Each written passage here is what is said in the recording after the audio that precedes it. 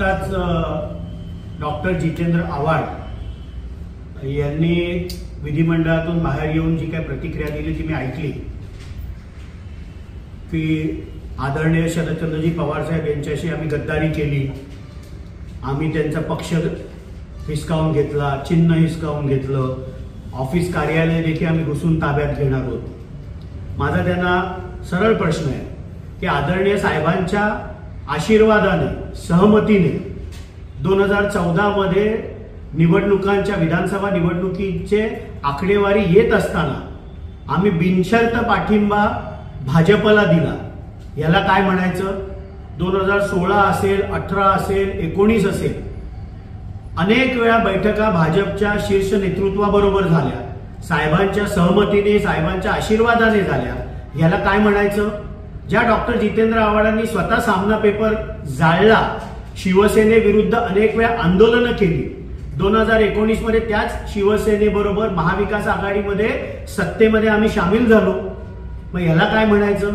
म्हणजे आदरणीय साहेबांच्या आशीर्वादाने, आदरणीय साहेबांच्या सहमतीने एखादा निर्णय झाला तर तो साहेबांचा आशीर्वाद, पण एक वेगळी राजकीय भूमिका आमचे राष्ट्रीय अध्यक्ष, राज्याचे लाडके उपमुख्यमंत्री माननीय अजितदादा पवार साहेब यांनी 2 जुलैला घेतली, तर ती मात्र गद्दारी।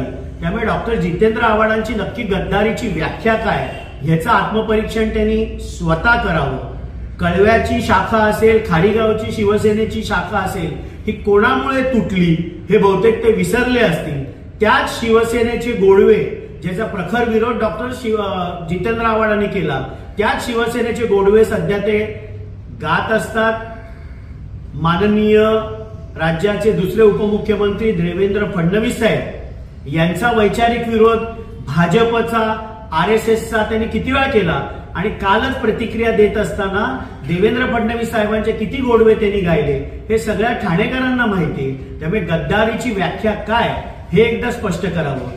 ज्या वेळेला 2 जुलैला आम्ही शपथविधी घेतली, रात्री 2 वाजता विधानसभा अध्यक्ष राहुल नार्वेकरांकडे डिस्क्वालिफिकेशन पिटिशन आपण टाकलं, निवडणूक आयोगासमोर 2-3 महिने सुनावणी झाली, त्याच्यानंतर निर्णय आम्हाला मिळाला।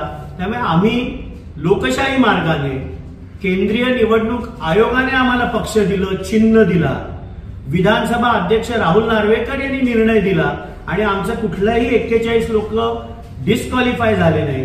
त्यामुळे उगाचच वाजवा तुतारी, ती तुम्हीच तुतारी पुन्हा रायगडला जाऊन वाजवा, आणि कुठल्याही आमच्यामध्ये तुमचं कार्यालय ताब्यात घेण्याचा कुठलाही विचार झालेला नाही। ते कार्यालय तुम्हाला महाराष्ट्र शासनाने दिलेलं आहे, आम्हाला आमचं कार्यालय शासनाने दिलेलं आहे, आणि आमचं पक्षाचं कामकाज उत्कृष्टरित्या माननीय प्रांताध्यक्ष खासदार सुनील तटकरे साहेब यांच्या नेतृत्वाखाली तिथनं चाललंय।